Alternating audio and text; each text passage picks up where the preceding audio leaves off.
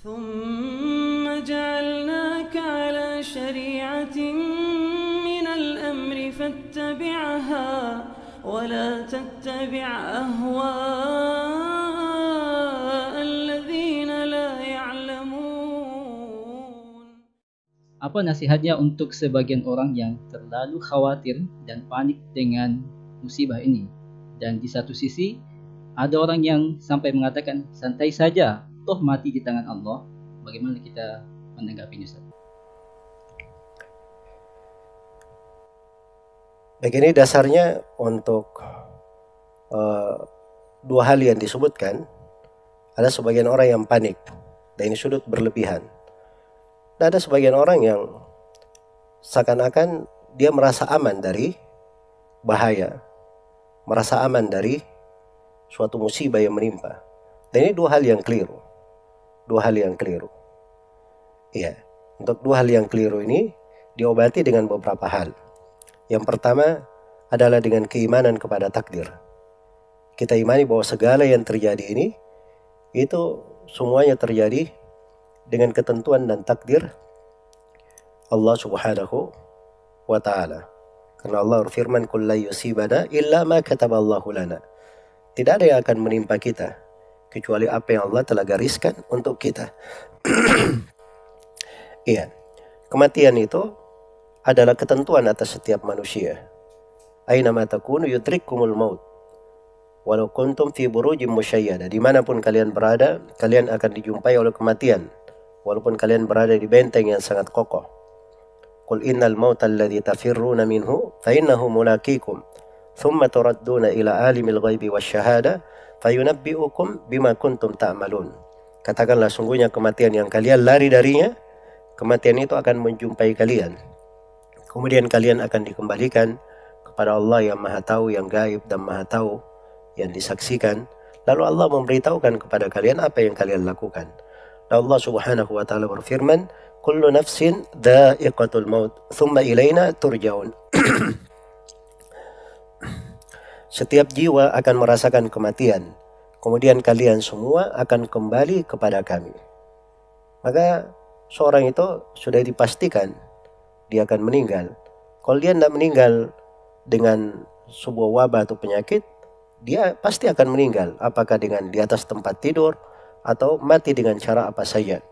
Iya, sebagaimana kata seorang penyair, "Illam tamut bis-sayfi man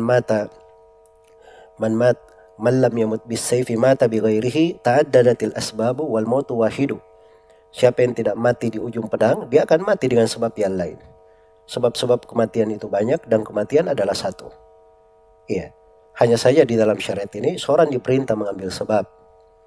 Dia mengambil dari sebab-sebab keselamatan. Jangan dia remehkan perkara.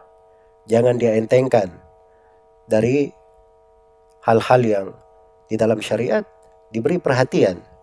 Karena itu di dalam Sahih Muslim, Rasulullah SAW bersabda, "Firra minal majdum, firaraka minal asad." Larilah kamu dari orang yang kusta, sebagaimana kamu lari dari singa.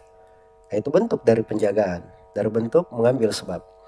Kemudian yang kedua, seorang perlu banyak berinabah kepada Allah, kembali kepadanya. Sebagaimana firman Allah, "Wa anibu ila rabbikum wa aslimu lah." Berinabahlah kalian kepada Rabb kalian dan selalulah berislam kepadanya, berserah diri kepadanya. Maka kita perbaiki dari tauhid kita, dari keislaman kita, dan kita selalu kembali kepada Allah Subhanahu wa ta'ala dalam segala keadaan. Kemudian dari hal yang menyebabkan seseorang itu lebih indah kehidupannya menghadapi hal-hal yang seperti ini, hendaknya dia ketahui bahwa seorang mukmin itu dia berbahagia di segala keadaan. Allah takdirkan untuknya kondisi-kondisi yang pada setiap kondisi itu dia bisa memperoleh pahala dan bisa membuka lahan ibadah di setiap kondisi dari kehidupannya. Karena itu di dalam Sahih Muslim dari Suhaib bin Sinan Ar-Rumi, Rasulullah SAW bersabda, "Ajaban li amril muslim, inna amrahu kullahu lahu khair, wa laysa dhalika li ahadin illa lil muslim, atau illa lil mu'min. In asabathu sarra syakar fakana khairan lah, wa in asabathu dharra sabar fakana khairan lah." Sangat menakjubkan perkara seorang mukmin itu. Seluruh perkaranya adalah kebaikan.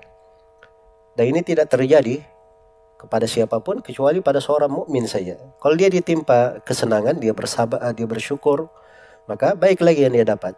Di kondisi senang, tenang, tidak ada apa-apa, dia bersyukur kepada Allah. Nah, itu pintu ibadah dia buka. Dapat pahala, kebaikan untuknya. Sebagaimana kalau dia ditimpa oleh kesusahan, timpa oleh musibah, dia bersabar, dia buka untuk dirinya pintu sabar. Maka kebaikan pula yang dia akan dapatkan. Kemudian yang ketiga, dia memperbanyak tobat dan beristighfar kepada Allah Subhanahu wa taala. Karena musibah itu bentuk dari sesuatu yang turun karena dosa dan maksiat.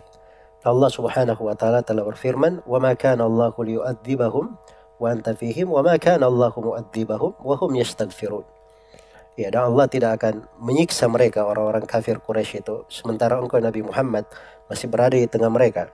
Kalau masih ada orang salih yang mengajak kepada kebaikan, memperingatkan dari kejelekan, nah itu dari sebab yang menghindarkan manusia di dalam negeri itu dari musibah dan petaka. Nah, ini orang-orang yang mengadakan perbaikan namanya. Kemudian yang lainnya dikatakan, nah Allah tidak akan menyiksa mereka sepanjang para sahabat masih beristighfar, masih memohon ampun kepada Allah Subhanahu wa taala. Maka taubat dan istighfar itu dari sebab yang menyebabkan musibah dan petaka itu diangkat oleh Allah Subhanahu wa taala. Kemudian yang keempat, seorang hamba hendaknya dia selalu bertadarru kepada Allah. Dia selalu kembali kepada Allah, bersandar kepadanya, menunjukkan kefakirannya, kepapahannya kepada Allah Subhanahu wa taala. Karena musibah itu ketika turun, salah satu makna yang diinginkan untuk kita adalah supaya kita bertadarru kepada Allah Subhanahu wa taala.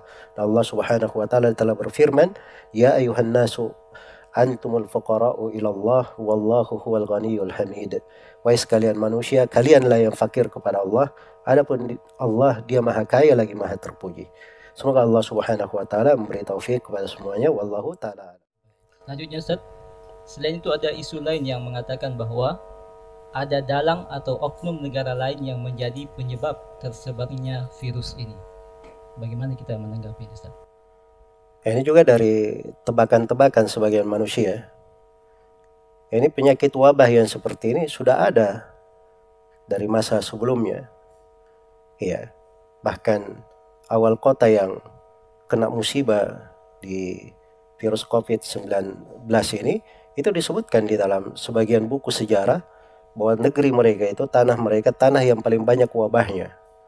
Dan itu dikenal di dalam sejarah mereka.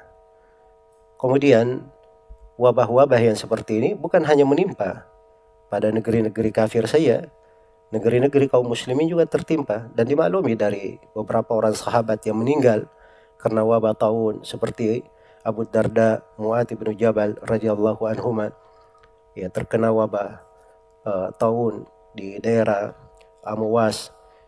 Dan ini semuanya dari hal yang menimpa manusia.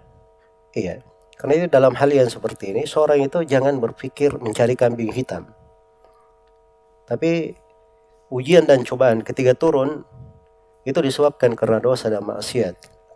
Wa ma asabakum min musibah fabima kasabat aydikum wa ya'fu an katsir.